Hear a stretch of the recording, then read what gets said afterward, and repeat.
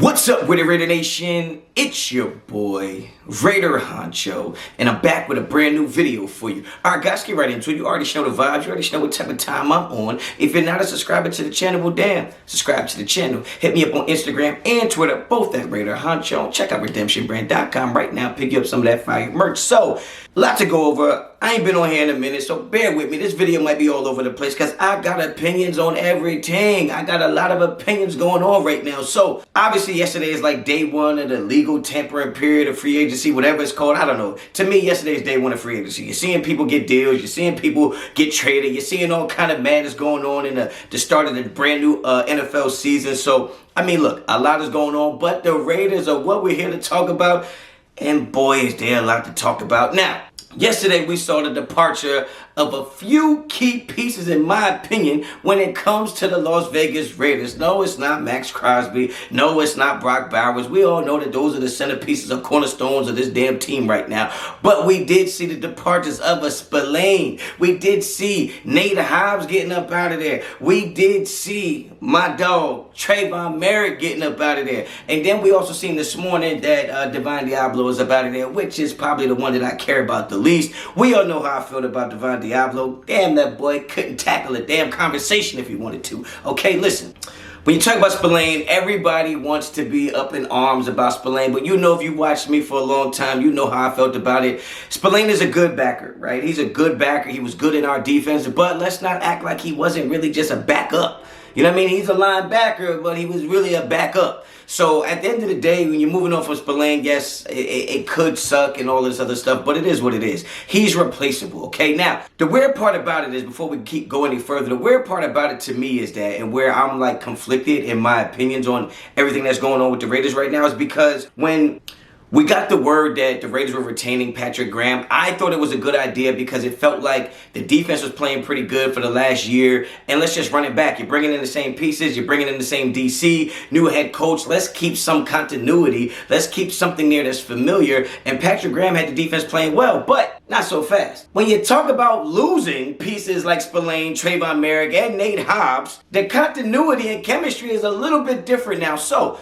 am I still okay with Patrick Graham being a DC? Yes, but it don't hit the same way when I thought we were just bringing back the same people and just running it back with the same defense that we had, when everybody kind of knows where they're supposed to be. Everybody knows the defense, knows the playbooks, knows the adjustments, and knows how to play within that system. But so when you take some of those key guys out, which are all starters at this point, it doesn't hit the same. I'm okay, but it doesn't hit the same, okay? Now, you talk about losing Nate Hobbs. Nate Hobbs, great nickel cornerback for us.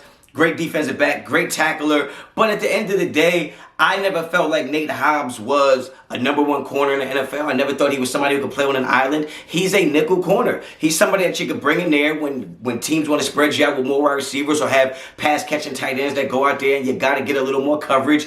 But he's also somebody that can play in the run game. So yes, he is a valuable piece. I'm not going to sit here and downplay it. But again, he's a piece that's replaceable, okay?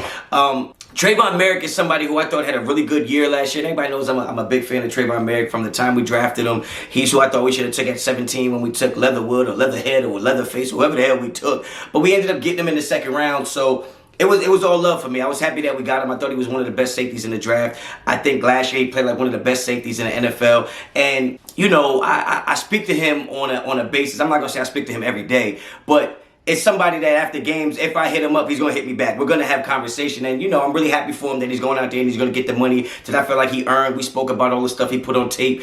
And, you know, we kind of both figured, and I definitely knew that he was going to get a bag. I didn't feel like he was coming back to the Raiders. So, you know, I mean, good luck to Trayvon Merrick and out there and Kakalaki.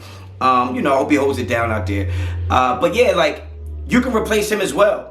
But here's the thing, you can replace everybody. The problem that I'm having, and this is not an X's and O's thing, the problem that I have with free agency and trades and stuff like that is that some people are mixing business and personal, right? And you know, as fans, we root for a team all year, and it's personal. Like, this is my personal interest. This is, I'm a fan of this team. This is who I support personally. And if I have a favorite player like Trayvon Merrick or Spillane or Nate Hobbs, right? That's my people. Like, I'm rooting for them. It's personal. But then the minute we lose those guys, you get Twitter, you get YouTube, you get Instagram, and everybody's response is business. Well, I didn't root for them for business purposes. I rooted for them personally. I had a personal connection, and these are people that I were fans of. These are players that I was a fan of. So my response to losing players is from a fan. I don't care that you're sitting here saying, well, we could lose so-and-so for 17 mil. We didn't want to. Ain't no we. I wasn't spending none of my money to keep them. I wasn't spending none of my money to have them on the team. So why can I look at it from strictly just a business point of view? I can't. So, like, when I say, like, it sucks that we're losing Trayvon Merrick, like, don't hit me with how much it costs to keep him.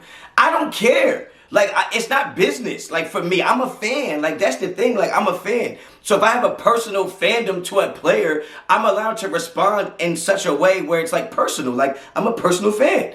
So don't hit me with the, oh, I could lose this guy because we're saving $6 million, or we could lose them because we're not paying them this. Motherfucker, you ain't paying them anything. Okay, you're not paying them, I'm not paying them. I'm just watching the games, I'm supporting the people that I'm a fan of. So that's the hard part in all of this, is that I understand the business side, but like some of y'all root for a team all year based on your personal preference, your personal interest, and then all of a sudden, when we lose a player or a player signs with another team, it's like, oh, I don't care. I wasn't going to pay him that much. For this much money, y'all can keep him. It's like, how all of a sudden it just becomes only business? It doesn't make any sense to me. It doesn't make any sense to me. If I'm responding to us losing a player in free agency, it's from a personal standpoint. I'm not tripping off of the money because it ain't my money to spend. I don't care if the Raiders are the #1 team with salary cap if I don't believe that they know how to spend the salary cap money anyway. So, like, I'm not tripping off of that, okay? So, when you talk about everything the Raiders have been doing, from a personal standpoint, it sucks to see those guys leave the team, right? It sucks to see people that were kind of helping us build this thing back up just depart from the team. And I understand the business side of it, but you can't expect me to be a fan and a businessman. Like, it's not my business what the Raiders do with their money.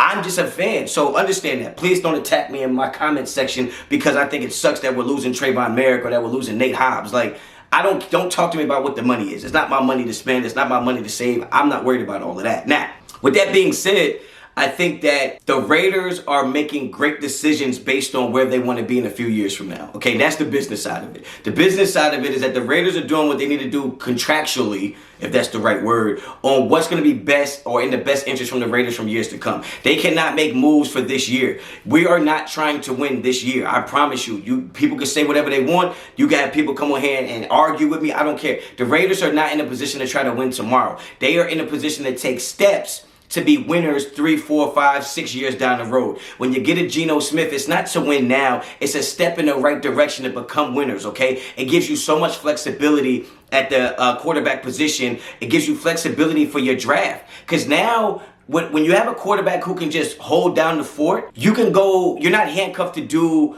what you might have to do in a situation with the 6th pick in the draft, right? Now that you got a competent quarterback, somebody who can run the offense, somebody who's familiar with what's going on around the way, you don't have to go and reach for a quarterback. Now at pick 6, you can kind of do whatever you want, right? So, and we'll get into that in later videos, but I just wanted to speak on the free agency stuff right now.